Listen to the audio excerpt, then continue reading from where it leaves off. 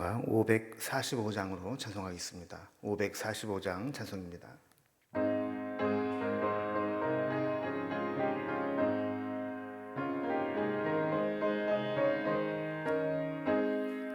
이 눈에 아무 증거 아니 배여도 믿음만을 가지고 선을 걸으며 이 귀에 아무 소리 아니 들려도 하나님의 약속 위에 서리라. 걸어가세 믿음 위에 서서 나가세 의심 버리고 걸어가세 믿음 위에 서서 눈과 귀에 아무 증거 없어도 이 눈이 보기에는 어떠하든지 이미 얻은 증거대로 늘 믿으며 이 맘에 의심 없이 살아갈 때에 우리 소원 주 안에서 이루리.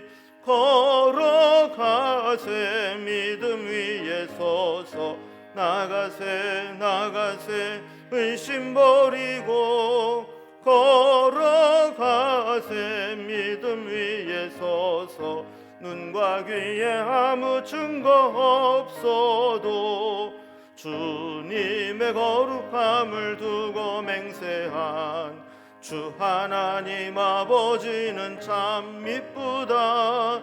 그 귀한 모든 약속 믿는 자에게 능치 못할 무슨 일이 있을까. 걸어가세 믿음 위에 서서 나가세 의심 버리고 걸어가세 믿음 위에 서서 눈과 귀에 아무 증거 없어도. 아멘. 오늘 함께 나눌 하나님 말씀은 구약성경 민수기 26장 52절에서 65절까지 말씀입니다. 민수기 26장 52절에서 65절까지 구약성경 241면에 있습니다. 말씀을 제가 봉독하겠습니다.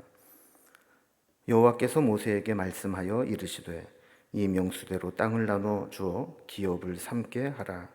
수가 많은 자에게는 기업을 많이 줄 것이요 수가 적은 자에게는 기업을 적게 줄 것이니 그들이 계수된 수대로 각기 기업을 주되 오직 그 땅을 제비 뽑아 나누어 그들의 조상 지파의 이름을 따라 얻게 할지니라. 그 다소를 막론하고 그들의 기업을 제비 뽑아 나눌지니라. 레위인으로서 계수된 자들의 종족들은 이러하니 게르손에게서 난 게르손 종족과 고핫에게서 난 고핫 종족과 무라리에게서 난 무라리 종족이며 레위 종족들은 이러하니 림니 종족과 헤브론 종족과 말리 종족과 무시 종족과 고라 종족이라. 고핫은 아므람을 낳았으며 아므람의 처의 이름은 요게벳이니 레위의 딸이요 애굽에서 레위에게서 난 자라. 그가 아므람에게서 아론과 모세와 그의 누이 미리암을 낳았고 아론에게서는 나답과 아비후와 엘르아살과 이다마를 낳았더니 나답과 아비후는 다른 불을 여호와 앞에 들이다가 죽었더라.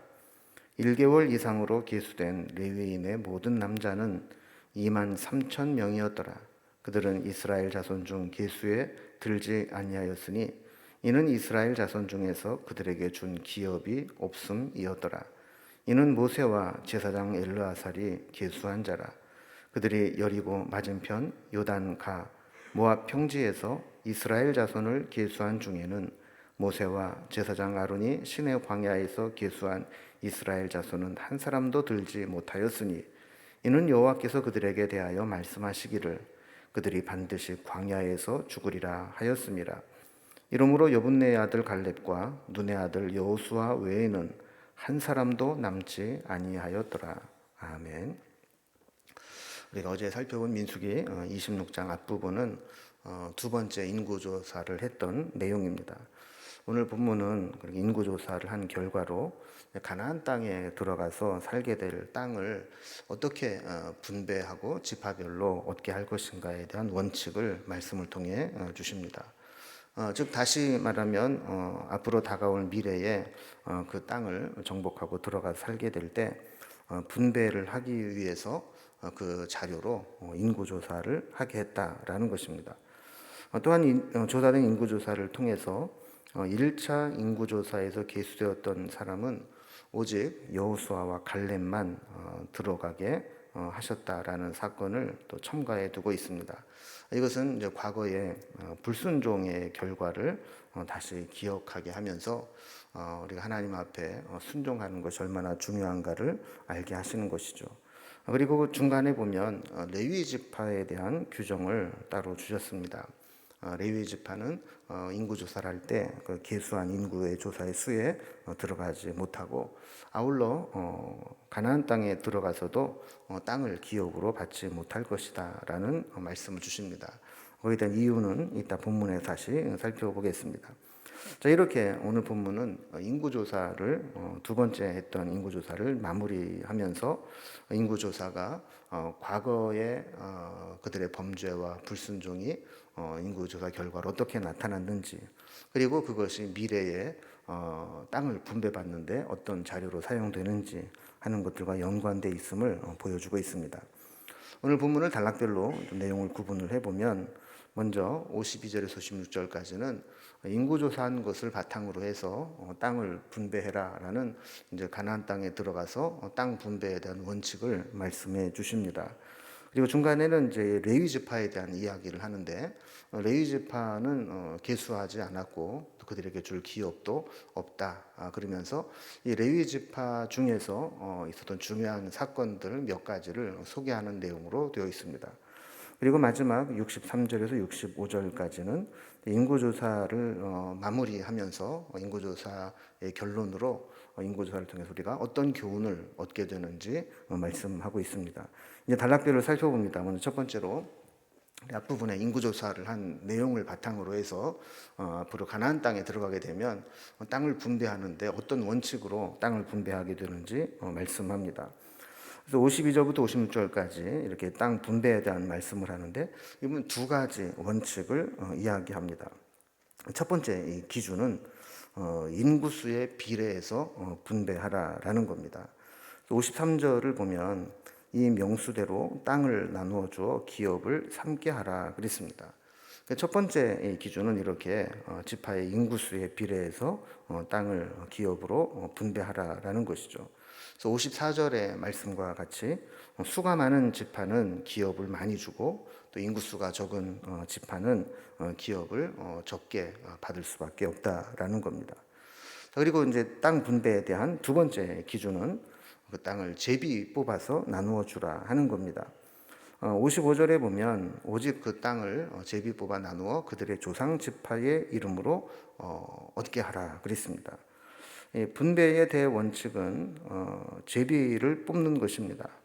만약에 이런 원칙을 정해놓지 않고 막상 가나안 땅에 들어가서 땅을 분할하고 여기에 어느 지파가 들어갈 거냐라고 했을 때 잘못하면 힘 있고 숫자 많은 지파가 좋은 땅을 차지하겠다고 하면 또 거기에 갈등과 분쟁이 일어날 수 있기 때문에 미리 그곳에 들어가면 공평하게 제비 뽑아서 나누어 갖도록 했습니다.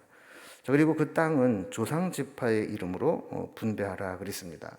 이것은 이스라엘 백성들이 그 땅에 들어가서 기업을 얻어서 살게 될 때 그것은 하나님께서 그들의 조상들과 약속한 그 언약을 지키는 것이다라는 것을 기억하도록 하기 위해서 조상들의 지파의 이름으로 그 땅을 분배하도록 했습니다.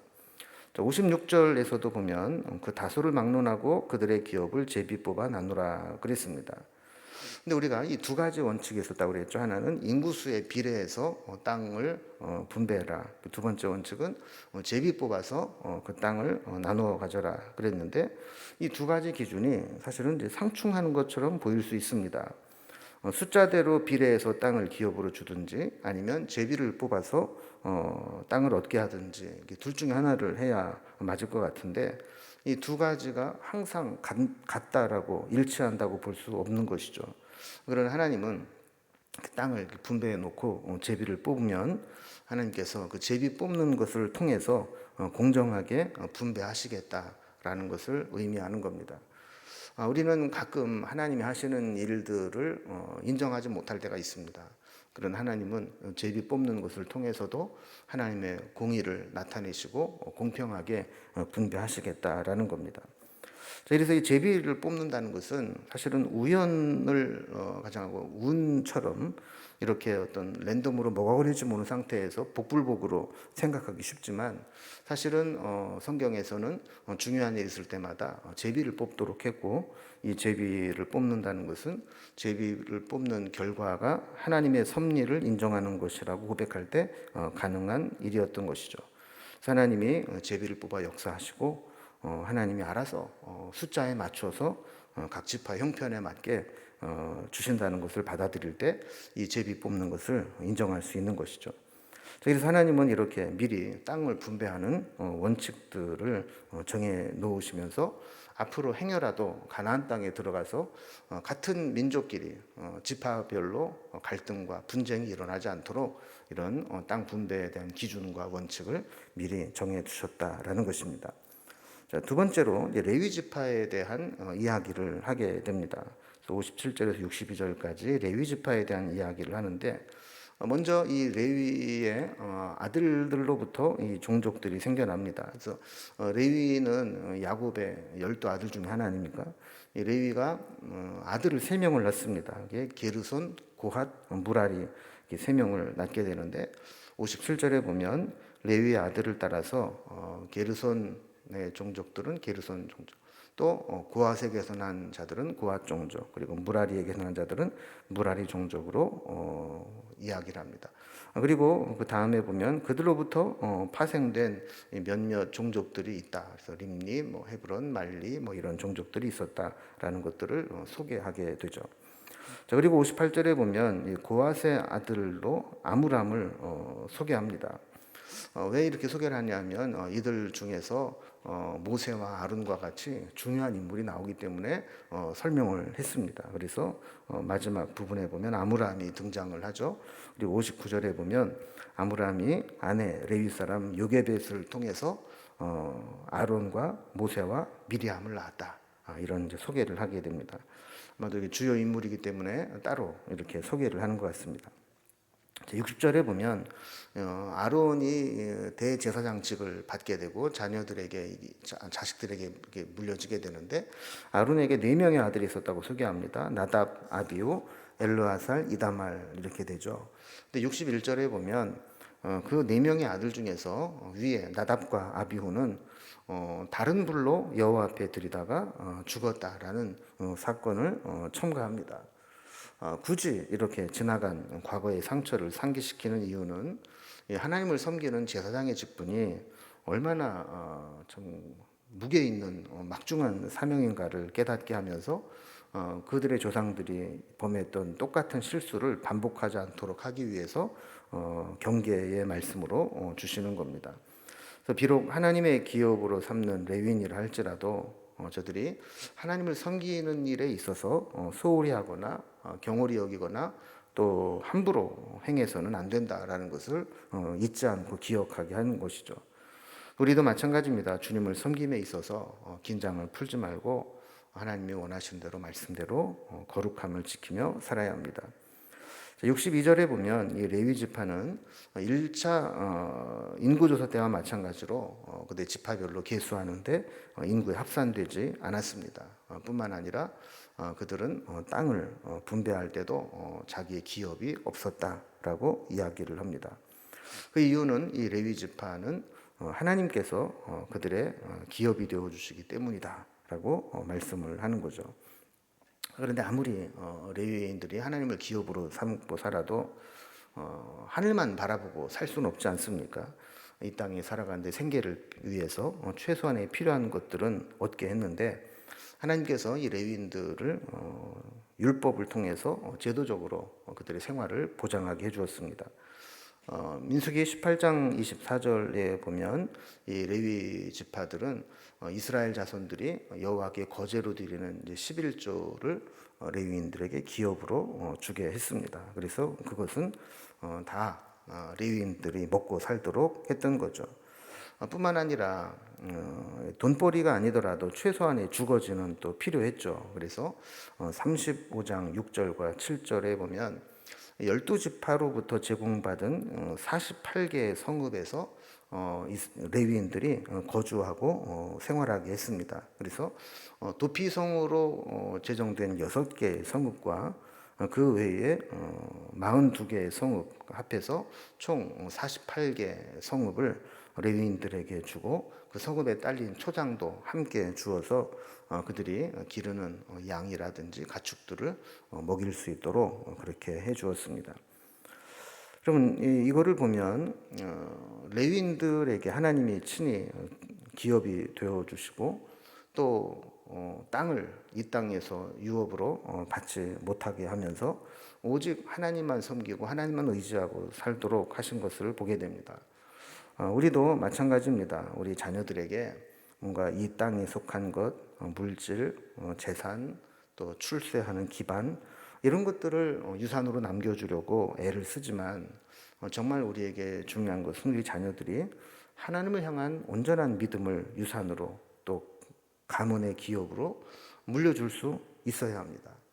비록 우리가 세상적으로 많은 물질과 성공의 토대 기반을 남겨주지 못했다 할지라도 우리 자녀들이 하나님을 나의 기업으로 삼을 수 있는 하나님 앞에 기도해서 은혜를 입을 수 있는 그 정도의 믿음을 물려주게 된다면 그들은 우리가 물려주고 남겨주는 것보다 훨씬 더 소중한 하나님을 유산으로 물려받고 하나님이 공급해 주는 것으로 살아갈 수 있게 되는 것이죠. 오늘 레위인들에 대한 규례를 보면서 우리는 우리 자녀들에게 무엇을 물려주고 무엇을 가치 있게 여기는가 하는 것들을 함께 살펴보면 좋을 것 같습니다. 62절에 보면 레위인들을 숫자에 계수한 것들을 보게 됩니다. 그들의 수는 2만 3천 명입니다. 1차 인구조사 때보다 1,000명이 증가한 숫자입니다. 1차 때는 12지파와 또 나머지 레위 지파를 비교해 볼 때 가장 적은 숫자였고 2차 인구조사에서도 제일 많이 인구가 줄어든 시므온 지파 다음으로 적은 숫자입니다. 또 62절 계절 보면 계수한 기준이 1개월 이상입니다. 다른 지파들은 계수할 때 20세 이상이었죠. 그러니까 가나안 땅에 들어가면 전쟁을 해야 됐기 때문에 전쟁에 나가 싸울 수 있는 20명 이상을 20살 이상을 기준으로 해서 인구를 조사했지만 레위인들은 전쟁을 하지 않기 때문에 1개월 이상 된 사람들을 계수했던 것들을 보게 됩니다. 마지막 세 번째로 인구조사에 대한 전체적인 결론과 교훈입니다. 그래서 63절 이하에는 2차 인구조사에 대한 총 결론과 결산입니다. 63절을 보면 모세와 제사장 엘르아살이 계수하는 일의 책임자로 나오게 됩니다. 64절을 보면 첫 번째 인구조사 때에는 시내 광야에서 모세와 아론이 인구조사를 총괄해서 진행을 했었죠. 두 번째 인구조사에서는 아론이 죽었기 때문에 그의 아들 엘르아살이 모압 평지에서 인구조사한 일을 맡았던 겁니다. 자, 그러면서 65절에 보면 1차 조사 때 있었던 자들 중에는 다른 사람들은 다 죽고 여호수아와 갈렙만 살아 있게 되었다라는 사실을 밝히게 됩니다. 이것은 하나님께서 여분네의 아들 갈렙과 또 눈의 아들 여호수아 외에는 한 사람도 남지 못할 것이다 하신 말씀이 성취되었다라는 겁니다. 하나님의 말씀이 광야에서 40년이 지나고 나서 보니까 이렇게 정확하게 이루어지고 있다라는 것을 보게 됩니다. 또 우리는 때로 하나님의 심판이 유보될 때 우리는 그걸 잊을 수 있습니다. 그러나 하나님은 40년이 지나도 말씀하신 것을 그대로 이루고 계시는 것을 오늘 우리에게 보여주고 있는 것이죠. 그게 참 두려운 겁니다. 불신과 불순종은 40년이 지나도 하나님이 심판하시는 모습으로 드러나게 되고 믿음으로 순종한 여호수아와 갈렙은 40년이 지나도 하나님이 약속하고 보장해 주신 대로 가나안 땅에 들어가게 되는 것이죠. 이제 인구조사에 대한 결론입니다. 1차와 2차 두 차례에 걸쳐서 인구조사를 하게 되는데 놀랍게도 1차와 2차 우리 지난번 살펴본 것처럼 1820명밖에는 차이가 나지 않습니다. 그 힘든 광야에서 또 때로는 심판으로 또 연병으로 또 죽고 수많은 위기가 있었지만 그럼에도 불구하고 하나님은 그 광야에서 40년 동안 60만 명이 다 죽고 난 다음에 다음 세대를 준비시키셔서 그들이 그 똑같은 숫자로 거의 똑같은 숫자로 약속의 땅으로 들어가도록 하시는 하나님의 섭리와 배려를 보게 되죠. 하나님의 은혜와 사랑은 우리가 잘못해서 징계를 받는다 할지라도 끊어지지 않고 대를 이어서 이어지게 된다라는 것을 보게 됩니다. 우리도 마찬가지입니다. 우리의 신앙이 우리의 대를 이어서 이어져야 되고 그것은 가정에서도 그렇고 교회에서도 그렇고 한국 교회 전체적으로도 그렇고 우리의 믿음이 다음 세대에 계속 이어지고 또 우리가 힘들고 또 손해를 보고 잃어버리는 것들이 많은 것처럼 보이지만 결국에는 하나님께서 동일하게 보존해 주시고 또 보호하고 계시고 인도하고 계심을 우리의 삶의 여정 가운데 깨닫게 되기를 소망합니다. 인구조사를 통해 주신 은혜가 우리에게도 있기를 소망하면서 다시 기도하겠습니다. 하나님 아버지, 오늘은 2차 인구조사에 대한 해석들을 살펴보았습니다. 1차 때와 약 40년의 시차가 있었지만 돌아보면 그것은 과거에 우리가 어떻게 살아왔는가를 보여주는 징표가 되기도 하고 또 인구조사 이후에 가나안 땅에 들어가서 미래에 그 땅을 분배받게 될 또 미래와도 연결되는 것들을 보게 됩니다. 우리가 오늘 하루 정신없이 살아가고 있지만 오늘의 우리의 모습은 과거에 우리가 살아온 삶의 결과물이고 또 앞으로 미래를 심는 일들이 됨을 깨닫게 됩니다. 우리가 지금부터라도 믿음으로 심고 우리의 다음 세대와 또 우리의 미래를 위해서 열심히 기도하고 믿음의 씨앗을 심어서 믿음의 열매들을 거두며 살아가는 삶이 될 수 있도록 인도해 주옵소서. 오늘도 기도하는 모든 것 우리의 마음의 중심을 아시오니 하나님 살펴주시고 우리가 알지 못하는 선한 길로 은밀하고 비밀한 길로 우리를 인도하여 주셔서 주님께서 우리를 인도하신 간증과 수많은 고백들이 우리의 삶을 통해 나타날 수 있도록 인도해 주옵소서. 오늘 하루도 온전히 주님께 부탁드리며 예수님의 이름으로 기도드리옵나이다. 아멘. 각자의 기도 제목들로 자유롭게 기도하시겠습니다.